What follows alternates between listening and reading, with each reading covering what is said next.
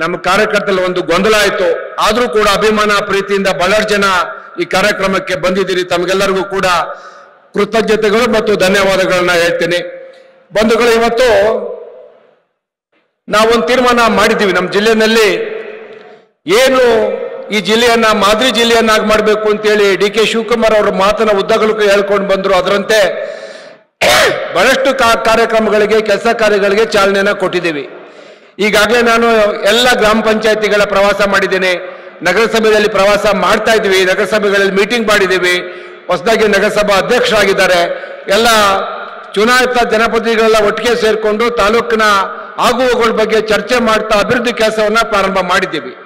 ನಿಮ್ಗೆಲ್ಲ ಗೊತ್ತು, ಕಳೆದ ವಾರ ಆನೆ ಅವಳಿ ವಿಚಾರವಾಗಿ ನಮ್ಮ ಅರಣ್ಯ ಸಚಿವರು ಬಂದಿದ್ರು.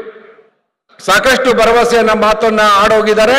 ಮತ್ತೆ ಸಾಕಷ್ಟು ಅನುದಾನವನ್ನ ಕೊಡ್ತೀನಿ ಅಂತ ಹೇಳಿದ್ದಾರೆ. ಹೀಗೆ ನಮ್ಮ ಎಲ್ಲ ಸಮಸ್ಯೆಗಳಿಗೆ ಸರ್ಕಾರ ನಿರಂತರವಾಗಿ ಸ್ಪಂದಿಸ್ತಾ ಇದೆ. ನನಗೆ ನಮ್ಮ ರಘುನಂದನ್ ರಾಮಣ್ಣರವರು ನಿರಂತರವಾಗಿ ನನ್ನ ಸಂಪರ್ಕ ಇಟ್ಕೊಂಡು ಅವ್ರ ಹಿಂದೆ ಏನೆಲ್ಲ ಯೋಜನೆಗಳನ್ನ ಮಾಡಿದ್ರು ಅದನ್ನ ಯಾವ ರೀತಿ ಅನುಷ್ಠಾನ ಮಾಡಬೇಕು ಅಂತೇಳಿ ಆಗಿಂದಾಗೆ ಸಲಹೆ ಕೊಡ್ತಾ ಇರ್ತಾರೆ. ಹೀಗಾಗಿ ಏನಾಗಿತ್ತು, ಒಂದು ತಾಲೂಕಿನ ಅದೃಷ್ಟ, ಈ ತಾಲೂಕಿನ ಕಳೆದ 7 ವರ್ಷಗಳಿಂದ ಕುಮಾರಸ್ವಾಮಿ ಅವರು ಮಾಡತಕ್ಕಂಥ ಅಧ್ವಾನ ಈ ತಾಲೂಕನ್ನ ಅವರು ಕಡೆಗಣಿಸಿದಂತ ರೀತಿ ನೋಡಿದ್ರೆ ರಿಪೇರಿ ಮಾಡಲಿಕ್ಕೆ ಬಹುಶಃ ಇನ್ನೂ 1 ವರ್ಷ ಬೇಕಾಗ್ಬೋದು. ಈ ತಾಲೂಕಿನ ಆಡಳಿತ ವ್ಯವಸ್ಥೆ ಕುಸ್ತೋಗಿತ್ತು. ಅದನ್ನ ಸರಿದಾರಿಗೆ ತರ್ತಾ ಇದ್ದೀವಿ. ಅಭಿವೃದ್ಧಿ ವಿಚಾರದಲ್ಲಿ ಬಹಳಷ್ಟು ಆಲೋಚನೆಗಳನ್ನ ಮಾಡ್ತಾ ಇದ್ದೀವಿ. ನಾನು ಮುಖ್ಯಮಂತ್ರಿಗಳಿಗೆ ಬಹಳಷ್ಟು ವಿಚಾರಗಳನ್ನ ಮನವಿ ಮಾಡ್ಕೋಬೇಕು ಅಂತ ಇದ್ದೆ. ಆದ್ರೂ ಕೂಡ ಇವತ್ತು ನಮ್ಮ ಉಪಮುಖ್ಯಮಂತ್ರಿ ಇರೋದ್ರಿಂದ ಅವರಲ್ಲಿ ಮನವಿ ಮಾಡ್ಕೋತೀನಿ.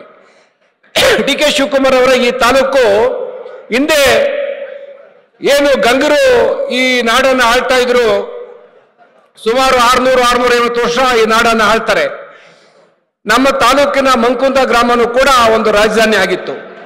ಆ ಗಂಗರ ಕಾಲದಲ್ಲಿ ಆದಂತ ರಾಜಧಾನಿ ಸುಮಾರು 1000 ವರ್ಷಗಳ ಹಿಂದಿನ ಕತೆ.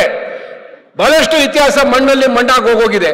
ಹಾಗಾಗಿ ನಾನು ತಮ್ಮಲ್ಲಿ ಮನವಿ ಮಾಡ್ಕೋತೀನಿ, ತಲಕಾಡು ಒಂದು ಅಧ್ಯಯನ ಪೀಠವನ್ನ ನಮ್ಮ ತಾಲೂಕಿನಲ್ಲಿ, ನಮ್ಮ ಜಿಲ್ಲೆಯಲ್ಲಿ ಪ್ರಾರಂಭ ಮಾಡಬೇಕು. ಅದರ ಮುಖಾಂತರ ನಮ್ಮ ಇತಿಹಾಸವನ್ನ ಬರೆದಿರ್ತಕ್ಕಂಥ ಇತಿಹಾಸವನ್ನ ಗಣೀಕೃತ ಮಾಡ್ತಕ್ಕಂಥ, ಅದನ್ನ ದಾಖಲೆ ಮಾಡ್ತಕ್ಕಂಥ ಕೆಲಸ ಬೇಕು. ಆ ನಿಟ್ಟಿನಲ್ಲಿ ಸರ್ಕಾರ ಕ್ರಮ ಕೈಗೊಳ್ಳಬೇಕು ಅಂತ ತಮ್ಮಲ್ಲಿ ಮನವಿ ಮಾಡ್ಕೋತಾ, ಈಗಾಗಲೇ UGDಗೆ ಚನ್ನಪಟ್ಟಣ ಟೌನ್ ನಲ್ಲಿ UGD ಮಾಡಬೇಕು. ಸುಮಾರು 100 ಕೋಟಿ ರೂಪಾಯಿ ಹಣ ಬಿಡುಗಡೆ ಆಗಿದೆ. ಆದ್ರೆ ಅದರಿಂದ UGD ಕಂಪ್ಲೀಟ್ ಆಗಲ್ಲ. ಅದಕ್ಕೆ ಸಮರ್ಪಕವಾಗಿ ನಾನು ಈಗಾಗಲೇ ಅದನ್ನ ಪುನಃ ಪರಿಷ್ಕರಣೆ ಮಾಡ್ತಾ ಇದ್ದೀನಿ. ಅದನ್ನು ಕೂಡ ಅನುಮೋದನೆ ಮಾಡಿಕೊಡ್ಬೇಕು. ಚನ್ನಪಟ್ಟಣಕ್ಕೆ ಕುಡಿಯುವ ನೀರಿಗೆ ಇಲ್ಲಿ ತನಕ ನೀರು ಅಲೋಕೇಶನ್ ಆಗ್ಲಿಲ್ಲ. ಚನ್ನಪಟ್ಟಣ ರಾಮನಗರ ಈಗ ಬೇರೆ ಬೇರೆ ಆಗಿದೆ ಕುಡಿ ನೀರು ಯೋಜನೆ.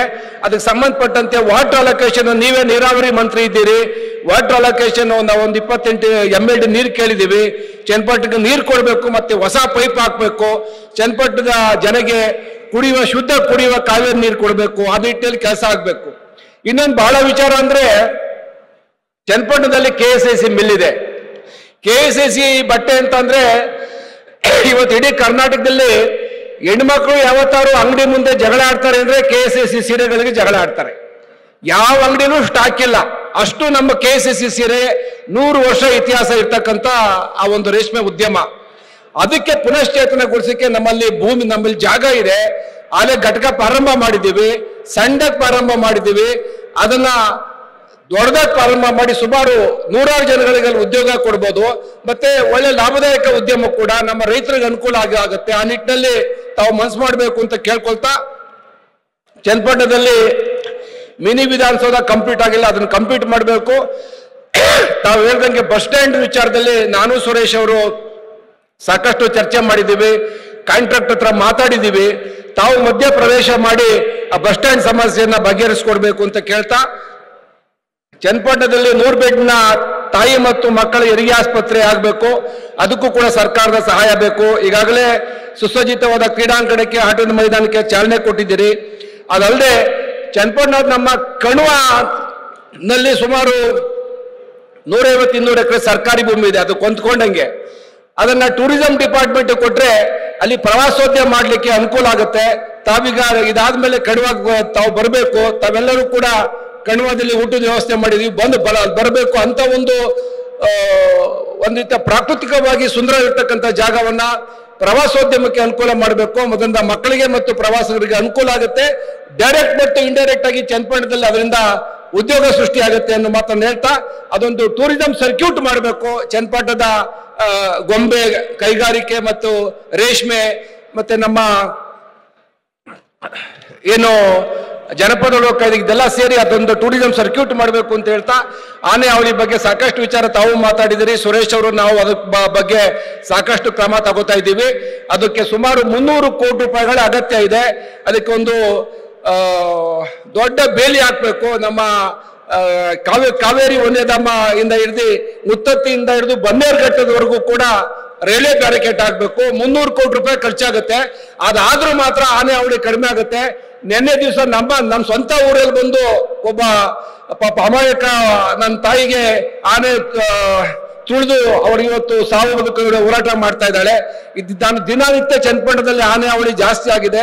ಅದನ್ನ ತಡೆಗಟ್ಟು ಕಡೆ ಸರ್ಕಾರ ಗಮನ ಕೊಡಬೇಕು ಅಂತ ಹೇಳ್ತಾ ಬಹಳ ಮುಖ್ಯವಾದ ಒಂದು ವಿಚಾರ ಹೇಳ್ತೀನಿ. ನೀರ ಗಲಾಟೆ ಅಂತೇಳಿ ಚನ್ನಪಟ್ಟಣದಲ್ಲಿ ರೈತರಿಗೆ ಗೋಲಿಬಾರ್ ಆಗುತ್ತೆ. ವಿಟ್ನಹಳ್ಳಿಯಲ್ಲಿ 3-4 ಜನ ರೈತರು ಸಾಯ್ತಾರೆ. ಆದ್ರೆ ನೀರಾದ ಬಗ್ಗೆ ಯಾರು ಗಮನಿಸೋದೇ ಇಲ್ಲ. ಆದ್ರೆ ಇವತ್ತು ನೀರ ಒಂದು ಆರ್ಥಿಕವಾಗಿ ಬಹಳ ಆದಾಯ ತರ್ತಕ್ಕಂಥ ಉದ್ಯಮ. ಅದಕ್ಕೆ ಪ್ರೋತ್ಸಾಹ ಕೊಡಬೇಕು. ಯಾಕಂದ್ರೆ ಚನ್ನಪಟ್ಟಣ ತಾಲೂಕು ತೆಂಗು ಇರ್ತಕ್ಕಂಥ ನಾಡು. ಆ ನಿಟ್ಟಿನಲ್ಲಿ ಕ್ರಮ ತಗೊಳ್ಬೇಕು. ಅದನ್ನ ತಮ್ಮ ಹತ್ರ ಬಂದು ತಾನು ಮಾತಾಡ್ತೀನಿ ಅಂತ ಹೇಳ್ತಾ ಇವತ್ತು 100 ಜನ ರೈತರು ಫ್ಲೆಕ್ಸ್ಗಳು ತಗೊಂಡು ಬಂದಿದ್ರು ನೋಡಿ. ಅಲ್ಲಿ ತೋರಿಸ್ತಾ ಇದ್ರು ಪಾಪ ಒಬ್ರು ಏನಂದ್ರೆ ಇಡೀ ತಾಲೂಕು ಇಡೀ ರಾಜ್ಯದಲ್ಲಿ ಅತಿ ಹೆಚ್ಚು ಹಾಲನ್ನ ಕರಿತಾ ಇರ್ತಕ್ಕಂಥವ್ರು ನಾವು. ಇಡೀ ರಾಜ್ಯದಲ್ಲಿ ಅತಿ ಹೆಚ್ಚು ಹಾಲು ಕರಿತಾ ಇರ್ತಕ್ಕಂಥದ್ದು ಚನ್ನಪಟ್ಟಣ ತಾಲೂಕು. ಹಾಲಿಗೆ ಹೊಡೆತ ಬೀಳ್ತಾ ಇರ್ತಕ್ಕಂಥದ್ದು. ಇವತ್ತು ಹೈನೋದ್ಯಮವನ್ನ ನಡೆಸೋಕ್ಕಾಗದೆ ಜನ ಸಂಕಷ್ಟ ಪಡ್ತಾ ಇದ್ದಾರೆ. ಅತಿ ಕಡಿಮೆ ಬೆಲೆ ಇದೆ ಹಾಲಿಗೆ. ಇಡೀ ದೇಶದಲ್ಲಿ ಎಲ್ಲೂ ಕೂಡ ಇಷ್ಟು ಕಡಿಮೆ ಹಾಲು ಸಿಗಲ್ಲ. ಕೇವಲ 28-30 ರೂಪಾಯಿ ಕೊಡ್ತಾ ಇದ್ದೀರಿ. ದಯವಿಟ್ಟು ಹಾಲಿನ ಬೆಲೆನ ಕನಿಷ್ಠ ಲೀಟರ್ 50 ರೂಪಾಯಿ ಮಾಡಬೇಕು. ಅದೇನು ಮೋಸ ಇಲ್ಲ. ನಿಜವಾದ ರೈತರಿಗೆ ಸಹಾಯ ಆಗುತ್ತೆ. ಆ ನಿಟ್ಟಿನಲ್ಲಿ ಸರ್ಕಾರದ ಗಮನ ತರಬೇಕು ಅಂತ ಹೇಳ್ತಾ ಈಗ ಬಹಳ ವಿಚಾರಗಳಿದೆ. ಇದನ್ನ ಮಾತಾಡ್ತಾ ಹೋದ್ರೆ ತಾಲೂಕಿನ ವಿಚಾರವಾಗಿ ಬಹಳ ವಿಚಾರಗಳನ್ನ ಹೇಳ್ಬೇಕಾಗತ್ತೆ. ನಮ್ಮ ರಸ್ತೆಗಳೆಲ್ಲ ಹದಗೆಟ್ಟು ಹೋಗಿದೆ. ಕುಮಾರಸ್ವಾಮಿ ಮುಖ್ಯಮಂತ್ರಿ ಆಗಿದ್ರು. ಇಡೀ ತಾಲೂಕಿನ ರಸ್ತೆಗಳನ್ನ ಮೇಲ್ದರ್ಜೆಗೆ ಇಳಿಸಿ ಒಂದಷ್ಟು ಒಳ್ಳೆ ಕೆಲಸ ಮಾಡ್ಬೋದಾಗಿತ್ತು. ಇವತ್ತು ಜನ ಯಾಕೆ ಇಡೀ ಶಾಪ ಆಗ್ತಾ ಇದ್ರೆ ದಿನ ನಮ್ಮ ರಸ್ತೆಗಳಲ್ಲಿ ಆಕ್ಸಿಡೆಂಟ್ ಆಗ್ತವೆ ಅಂದ್ರೆ ರಸ್ತೆಗಳೆಲ್ಲ ತುಂಬಾ ಕಿರಿದಾಗಿವೆ. ಅದನ್ನ ಮೇಲ್ದರ್ಜೆಗೆ ಇಳಿಸ್ಬೇಕು. ಮತ್ತೆ ಏತ ನೀರಾವರಿ ಯೋಜನೆ ಈಗ ನೀವೇ ಮಂತ್ರಿಗಳಿದ್ದೀರಿ, ನಮ್ಗೆಲ್ಲ ಅನುಕೂಲ ಆಗ್ತಾ ಇದೆ. ಬಹಳಷ್ಟು ಕೆಲಸ ಕಾರ್ಯಗಳು ತಗೊಂಡಿದ್ದೀವಿ.